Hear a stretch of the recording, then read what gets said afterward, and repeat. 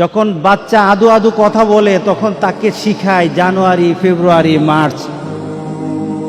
আমার তো তখন দরকার ছিল তাকে শিক্ষা দেওয়া, আল্লাহর দেওয়া সে 12 মাস, মুহাম্মদ রাসূলুল্লাহ সাল্লাল্লাহু আলাইহি সাল্লামের সাথে যে মাসগুলি জড়িত, আমাদের ইবাদতের সাথে যে মাসগুলি জড়িত, ওই মাসগুলি আমাদের বাচ্চারা জানা দরকার ছিল কিনা বলেন? কিন্তু আমরা কি শেখাই? শিখাবো কোত্থেকে? নিজেই তো জানি না। এখন যদি বলি কয়জন পারেন, হাত উঠবে না বেশি। আরবি মাসের চেতনা আমাদের ভিতর ঢুকে না।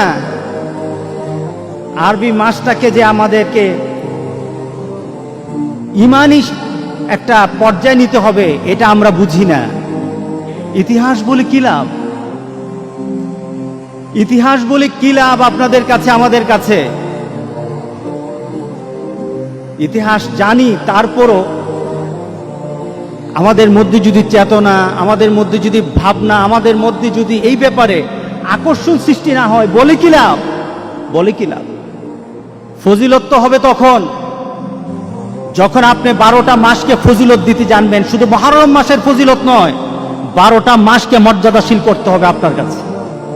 12টা মাসকে আপনাকে জানতে হবে, কারণ 12টা মাসই আমার ইবাদত। 12টা মাসের মাঝে আছে আমার ঈমান বাঁচিয়ে রাখার, আখিরাতে জান্নাত পাওয়ার পর্যাপ্ত সুযোগ রয়ে গেছে। সুতরাং যদি না জানি, খাসিরাত দুনিয়া ওয়াল আখিরা, দুনিয়াও তো তার লোকসান হবে, আখিরাতও। আমরা সেলিব্রেট করতে গিয়ে একটা বৎসরকে সেলিব্রেট করি, স্বাগত জানাই। দেখুন ভাষাগত কত সৌন্দর্য রয়ে গেছে ইসলামে।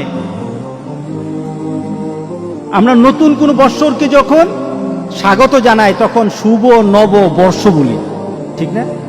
বাংলাতে কি বলেন? শুভ নব বর্ষ, শুভ বলেন। গত বৎসর যখন বৈশাখী আরম্ভ হলো, বৎসরটা আসলো, তখন আপনি বলেছেন শুভ। আসলে কি শুভ? এরপরে বৎসরটা কি শুভ গেল? না না। যখন আমরা ইংরেজি থেকে সেলিব্রেট করি তখন বলি হ্যাপি নিউ ইয়ার, বলেন না? ছেলেরা বলে ট্যাক্স পাঠায়, ট্যাক্স পাঠায়, একজন আরেকজনকে বলে হ্যাপি নিউ ইয়ার। গত বৎসরগুলি কি খুব হ্যাপি গেছে নাকি? খুব সবাই হ্যাপি না? গোটা পৃথিবী ঘরে থাকে সবাই, কাজ কাম নাই, ছাত্ররা বলে পড়াশোনা নাই, পরীক্ষা নাই, সবাই হ্যাপি। কি বলেন, হ্যাপি নাকি আমরা? এগুলি মানুষের চিন্তা দিয়ে কথাগুলি বানানো। কিন্তু আমি যদি ইসলামের সাথে আমার কথাগুলি মিলিয়ে নেই, তাহলে আমি কিন্তু হ্যাপি বলবো না। তখন কিন্তু আমি একটা নতুন ভাষায় কথা বলবো, যে ভাষাটা সকল সময় উপযোগী, সকল অবস্থায় উপযোগী। আমরা যখন কোনো জিনিসকে যখন আমাদের সামনে মানুষের সাথে এটাকে কথা দিয়ে মনে করিয়ে দিতে হয়, অথবা তার সাথে একটা সংযোগ করা লাগে, কথা বলা লাগে। যেমন নববর্ষ আসলে আমরা বলি, মুসলমানরা বলে কুল্লু আমিন আনতুম বিখাইর, প্রত্যেক বৎসর জন্য তুমি, আল্লাহ তোমাকে ভালো রাখেন। সুবহানাল্লাহ বললেন না? বলেন তো দেখি, আমরা কার কাছে ছেড়ে দিলাম? তুমি যেন প্রত্যেকটি বৎসর ভালো থাকো, আল্লাহ যেন তোমাকে ভালো রাখে। আমি হ্যাপি বলি নাই, শুভ বলি নাই, ভালো যেন আল্লাহ তোমাকে রাখে। এটা হলো মুসলমান, এটা হলো ইসলাম। নববর্ষ পালন করার জন্য পাগল হই, কিন্তু আমার রাসূল সাল্লাল্লাহু আলাইহি সাল্লামের রেখে দেওয়া হিজরি সালকে, যে হিজরি সাল আমাদের জন্য ঈমানের একটা পর্যায়ে চলে গেছে, আমাদের আমলগুলি হিজরি সালের সাথে জড়িত, সালের সাথে জড়িত, তারিখের সাথে জড়িত। এই মাসটার নাম কি বলেন? নামটা কি? 12টা মাস বলতে পারবো আমরা? সবাই পারবো। আমি আজকে আপনাদের কাছে দাওয়াত দেই, আজকের ভিতর আপনি শিখবেন, আপনার পরিবারকে শিখাবেন, আপনার সন্তানগুলিকে শিখাবেন। 12টা মাস আপনার পরিবারে সবার কাছে জানা থাকবে। আমাদের দরকার আছে কিনা? ইনশাআল্লাহ। এই মাস সামনে আমাদের জন্য বিভিন্ন মাসগুলি চলে আসবে। এমন একটা মাস তো আমাদের ছিল আরো, নাকি এটাই নতুন? হ্যাঁ, এই মাসটা 1442 আমরা পদার্পণ করলাম, 1442 হিজরি। এর আগের হিজরি সালগুলি আমাদের মধ্যে ছিল কিনা বলেন? আমরা কি করেছি? আমাদের মধ্যে কি ভাবনাটা ছিল? নিজের জন্য কি চিন্তা করেছি? আমি কে? আপনার ছেলে বিদেশে চলে গেল, বিদেশে যাওয়ার পর তার যদি 3টা চিন্তা না থাকে, তার মধ্যে 3টা কথা থাকতে হবে তার ব্রেনে। কেন এখানে আসলাম, কি করতে হবে, আর এখান থেকে পরবর্তীতে কোথায় যাব? বলেন তো দেখি, এই 3টা চিন্তা নিয়ে যদি কেউ বিদেশে যায়, সে কখনো কি হবে না? বিফল হবে না। তার পাওনা ঠিক থাকবে, তার চিন্তা, তার ভাবনা ঠিক থাকবে। একটা মোমেন যদি চিন্তা করে, আমি এখানে কেন আসলাম, কেন এলাম পৃথিবীতে, আমাকে কি করতে হবে, আর আমার পরবর্তী ডেস্টিনেশন কোথায়, আমি পরবর্তীতে কোথায় যাব, এই 3টা চিন্তা কোনো বান্দা যদি ধারণ করে, আল্লাহ সুবহানাহু ওয়া তাআলা তার আখিরাতকে গুছিয়ে দিবে। আমাদের জীবনটা কেমন, আমাদের জীবনটা সম্পর্কে আমরা কি চিন্তা করতে পারি? কোনো ব্যক্তি হাতের মধ্যে বরফ নিল, বরফটা হাতে ধরে রাখলে সে যতক্ষণ পর্যন্ত বরফের দিকে তাকিয়ে থাকে, সে চিন্তা করে আমার ব্যবসা হবে, আমার হাতে বরফ আছে। বলেন তো দেখি, বরফ কি থাকবে? হ্যাঁ, ধরে রাখুন তো বরফ, কতক্ষণ পর কি হবে? বরফ আর পাওয়া যাবে না, বরফ আর থাকবে না তার হাতে। মানুষের জীবনটা তেমন। আপনি বরফ হাতে নিয়ে রেখেছেন, আপনার জীবনটা একটা বরফের মতো, হাতে বরফ, আপনার বরফ কিন্তু গলে যাচ্ছে। কিভাবে যাচ্ছে? এক একটা মুহররম মাস চলে আসে, 1441 সাল ছিল, চলে গেছে, বরফ গলে গেছে। 1442 সাল এসেছে, আনন্দ হওয়ার কিছু নেই, বরফ কিন্তু গলে গেছে। সুবহানাল্লাহ, আপনার বরফ কিন্তু গলছে। একজনকে বলা হলো যে আমাকে নোটিশ করে দিও, আমাকে জানিয়ে দিন। আল্লাহর কাছে বলল দাউদ আলাইহিস সালাম, রব্বুল আলামিন আমার শেষ মুহূর্তটা আমাকে জানিয়ে দিও, শেষ মুহূর্তটা আমাকে জানিয়ে দিও, আমার জীবনের শেষ মুহূর্তটা আমাকে একটু নোটিশ করে দিও। আজরাইল আলাইহিস সালাম উপস্থিত। কি ব্যাপার? আমি না বলেছিলাম যে আমাকে একটু জানানোর জন্য, আপনি কখন আসবেন, আমার জীবনের শেষ মুহূর্তটা জানানোর জন্য বলেছিলাম। কোন জানানো আগে থেকে রিমাইন্ডিং ব্যতীত আমার কাছে চলে আসলেন, ব্যাপারটা কি? আজরাইল আলাইহিস সালাম বললেন, কথা আছে। আপনার দাঁতের অবস্থা কি? নাই, একটা রিমাইন্ডিং। চোখের অবস্থা কি? আগের মতো দেখি না, আরেকটা রিমাইন্ডিং। আপনার শরীরের শক্তি কোথায়? হারিয়ে গেছে, আরেকটা রিমাইন্ডিং। কে বলেন? দাড়িগুলি পেকে গেছে, তার মানে এই নয় তুমি আরো চিন্তা করতেই থাকবে, চলতেই থাকবো। আমার জীবনের গতি আছে, চলতে থাকবো, তা নয়, বরং তোমার প্রত্যেকটা জিনিসের মধ্যে নোটিশ করে করে জানানো হচ্ছে তোমার জীবন কিন্তু শেষের দিকে। এটাই তো আমাদের বৎসর গণনা, এটাই তো আমাদের জীবনের গণনা, এটাই তো আমার নতুন বৎসর আমাকে এই সংবাদ দেয়। এই নতুন বৎসর হয়তো তোমার জন্য আরেকটা বৎসরের সুসংবাদ নিয়ে আসবে, অথবা তোমার এই বৎসরটাই শেষ বৎসর। তোমার 1441 হিজরি ছিল অনেকের জন্য আবার আনন্দের বিষয়। কাদের জন্য আনন্দ? কে আনন্দ করতে পারবে? 1441 সালের মধ্যে যারা এসেছে, যারা ছিল, আজকে যারা নেই, তাদের মধ্যে কাদের আনন্দ? তাদেরই আনন্দ যারা আল্লাহ সুবহানাহু ওয়া তাআলার সেই কথার সাথে নিজেকে মিলিয়ে নিয়েছে। ওয়ালাস, সময়ের কসম, সময়ের কসম, দুনিয়ার পরিবর্তনের কসম। দুনিয়া যে পরিবর্তন হচ্ছে সময় দিয়ে, আল্লাহ সুবহানাহু ওয়া তাআলা ওই সময়ের কসম করে বলেন ওয়ালাস। আসরের সময়টা কখন বলেন তো দেখি? বেলার, দিনের শেষ বেলা, ওই সময়টার নাম কি? এরপরে কি হয়? গ্রুপ ডুবে যায়। এরপর কি হয়? মাগরিব। মাগরিব না, দেখুন আল্লাহ সুবহানাহু ওয়া তাআলা আসরের নামটা নিলেন সময়কে বলার জন্য, অর্থাৎ সময়টা তোমার এত কম,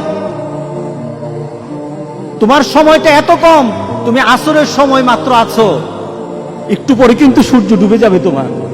তোমার জীবনটা আসরের মতো, একটু পরে কিন্তু তোমার মাগরিব চলে আসবে।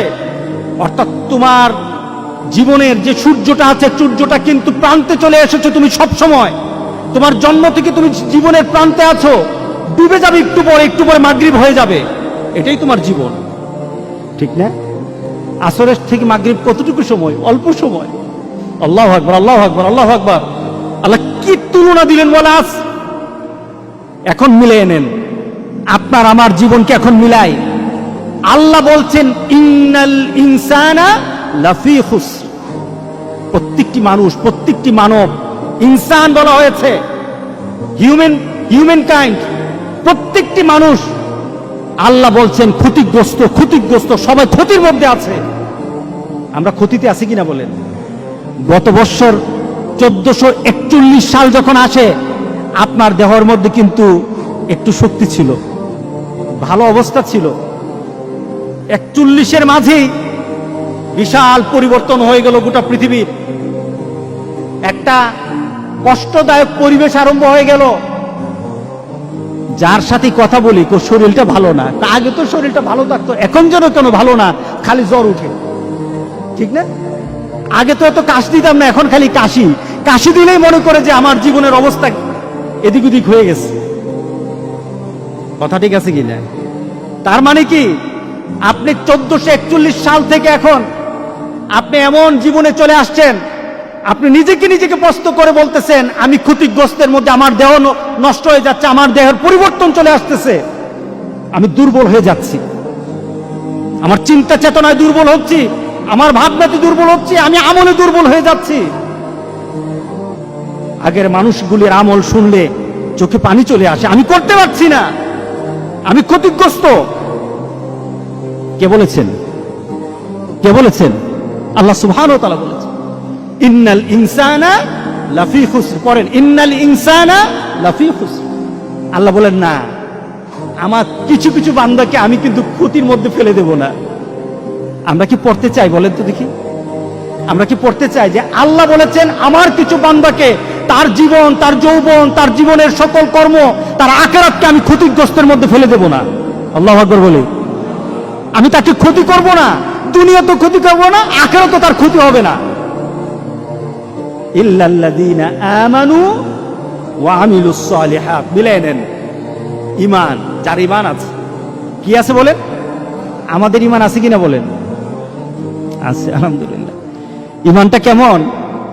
রাসূল সাল্লাল্লাহু আলাইহি সাল্লামের ঈমানের ব্যাপারে বললেন এমন একটা সময় আমার উম্মতরা পড়ে যাবে, আমার উম্মতরা এমন একটা সময় পড়ে যাবে, তখন হাতের মধ্যে জ্বলন্ত আগুন রাখা, জ্বলন্ত কয়লার আগুন রাখা সহজ হবে, কিন্তু আমার উম্মতগুলির ঈমান বাঁচানো তত কঠিন হয়ে যাবে। এটা সহজ, কিন্তু ঈমান বাঁচানো কঠিন। কে বলেন ঠিক আছে কিনা বলেন? নতুন নতুন ঘটনা, নতুন নতুন কথা। আমরা আমাদের বন্ধু বাঁচতে পারি না, আমরা আমাদের ভালোবাসা কিসের সাথে রাখবো সেটা আমরা ভাবতে পারি না। আমরা কিছু ঘটনা শুনলে আমাদের মধ্যে চেতনা সৃষ্টি হয় না। মনে করি আমার জায়গায় আমি আছি, অন্যের জায়গায় অন্য থাকবে। কঠিন, হাতে জ্বলন্ত কয়লা রাখা কঠিন, সহজ হবে। রাসূল বলেছেন ঈমান বাঁচানো কঠিন। আর এটার সময় এখন গোটা পৃথিবীতে এখন মুমিনের ঈমান নিয়ে খেলা হচ্ছে। মুমিনের ঈমানের অবস্থা নিয়ে এখন তারা তামাশা করতেছে গোটা পৃথিবী। ওরা টেস্ট করতেছে মুমিন কি জীবন্ত মুমিন না মুমিনগুলি মরা মুমিন। গোটা পৃথিবীর ইহুদি, খ্রিস্টান আর হিন্দুরা এখন পরীক্ষা করতেছে আমাকে। এটা আমার রাসূলের কথা। মরে দেখো তোমার শান, তোমার মর্যাদা, তোমার অবস্থান, তোমার ক্ষমতা, তোমার অর্থ, মরে দেখো। তুমি যদি নিজের জীবনকে মূল্যায়ন করতে না পারে আল্লাহ যেটা বলেছেন, ইল্লাল্লাযীনা আমানু, যদি ঈমানদার না হয়ে মরো, তুমি কতটুকু ক্ষমতা, তোমার কতটুকু অর্থ, তোমার কতটুকু গাম্ভীর্যতা, তোমার কত মর্যাদা। ফেরাউন, সাদ্দাত, নমরুদ তো দুনিয়াতে থাকতে পারে নাই। কথা ঠিক আছে কিনা বলেন? ফেরাউন, সাদ্দাত, নমরুদ তো দুনিয়াতে নাই, আছে নাকি? ফেরাউনের বাড়ি আছে, সাদ্দাতের বাড়ি আছে, সম্পদ ছিল কিনা বলেন? সবই তো ছিল, কিন্তু তারা কি লাভবান না ক্ষতির মধ্যে আছে? ক্ষতির মধ্যে আছে। আল্লাহু আকবার, আল্লাহু আকবার। ইল্লাল্লাযীনা আমানু, যারা ঈমানদার, আল্লাহ বলেন তার কোনো ক্ষতি হবে না। 1441 সাল চলে গেছে, ক্ষতি হবে না। 1442 সাল চলে যাবে, ক্ষতি হবে না। 1443 সালে সে থাকলে থাকুক, আমার ফয়সালা, আল্লাহর ফয়সালা। আল্লাহ বলেন আমার ফয়সালা হবে, কিন্তু তার মধ্যে যদি ঈমান থাকে তার কোনো ক্ষতি হবে না। কে বলেছেন? আল্লাহু আকবার, আল্লাহ। কি চেতনার কথা, কি আমাদেরকে উজ্জীবিত করার কথা। ইল্লাল্লাযীনা আমানু ওয়া আমিলুস, আপনারা বলেন ওয়া আমিলুস সালিহাত, যে ঈমান আনলো এবং আমলে সালেহ করলো। আমল দুই ধরনের, একটা হলো নেক আমল, আরেকটা হলো বদ আমল। নেক আমল কোনটা? আল্লাহ রাসূল যেটা করেছেন এটা করা নেক আমল। আল্লাহ এবং রাসূল যেটা ছাড়তে বলেছেন এটা ছেড়ে দেওয়া নেক আমল। ইল্লাল্লাযীনা আমানু ওয়া আমিলুস সালিহাত, আল্লাহু আকবার। ইল্লাল্লাযীনা আমানু ওয়া আমিলুস সালিহাত ওয়া তাওয়াসাউ বিল হক ওয়া তাওয়াসাউ বিস সবর। ধৈর্যের মধ্যে অটুট, বিপদের মুহূর্তে, সকল মুহূর্তে, নিজের ঘর, নিজের পরিবার। কে বলেন ধৈর্য আছে আমাদের? স্ত্রীর সাথে কথা বলে কথা প্রসঙ্গে কোন এক উলট পালট কথা হয়ে যায়, সাথে সাথে বলে তরে নিয়ে খামু না, যা। ঘরের অশান্তি আছে কিনা বলেন? আল্লাহ বলেন তুমি পারলা না, ধৈর্য ধারণ করতে পারলা না, তোমার কিন্তু ক্ষতি। অধৈর্য হলা কেন? তোমার মধ্যে তোমার ধৈর্য ছিল না কেন? এখন ধৈর্য নাই, দুনিয়া তো ক্ষতি, আখেরাতও ক্ষতি হবে, তোমার আখেরাতও ক্ষতি হবে। এমন আছে কিনা বলেন? হ্যাঁ, রাসূল সাল্লাল্লাহু আলাইহি সাল্লামের এক রাস্তা দিয়ে যাচ্ছেন, এমন সময় এক মহিলা কাঁদতেছিল, এক মৃতকে নিয়ে কাঁদতেছিল, তার সামনে মরা ছিল, এক লাশ ছিল, কাঁদতেছিল। রাসূল সাল্লাল্লাহু আলাইহি সাল্লাম তাকে সান্ত্বনা দিতে চাইলেন। সে মহিলা বলল, আপনার পথ আপনি ধরেন, আপনি আমার কষ্ট কি বুঝবেন? আপনি কি কষ্ট বুঝবেন? আপনার পথ আপনি ধরেন। একটু পরে একটা লোক এসে বলল, এই তুমি কার সাথে কথা বলেছো জানো? তিনি তো মুহাম্মদুর রাসূলুল্লাহ। মহিলা ভয় পেয়ে গেল, তাড়াতাড়ি রাসূলের কাছে গিয়ে বলল, ইয়া রাসূলুল্লাহ, আমি ভুল করে বলছি, আমাকে মাফ করে দেন। রাসূল সাল্লাল্লাহু আলাইহি সাল্লাম বললেন, তোমাকে যখন বলছি ধৈর্য ধরার জন্য, তুমি এখন ধৈর্য ধরছো। ধৈর্য তো এখন নয়, যখন তোমার সামনে লাশটা চলে আসবে, তখন তুমি যদি আল্লাহর উপর সন্তুষ্ট হয়ে থাকো, তোমার ঘর পুড়ে গেছে, তোমার কিছু হারিয়ে গেছে, তোমার সম্পদ নষ্ট হয়ে গেছে, তোমার সকল কিছু দুনিয়া থেকে চলে গেছে, তুমি যখন ধৈর্য ধারণ করে তখন তুমি যদি বলো ইন্না লিল্লাহি ওয়া ইন্না ইলাইহি রাজিউন, তোমার দুনিয়াও লাভের হবে, আখিরাতও লাভের হয়ে যাবে। আল্লাহু আকবার বলি।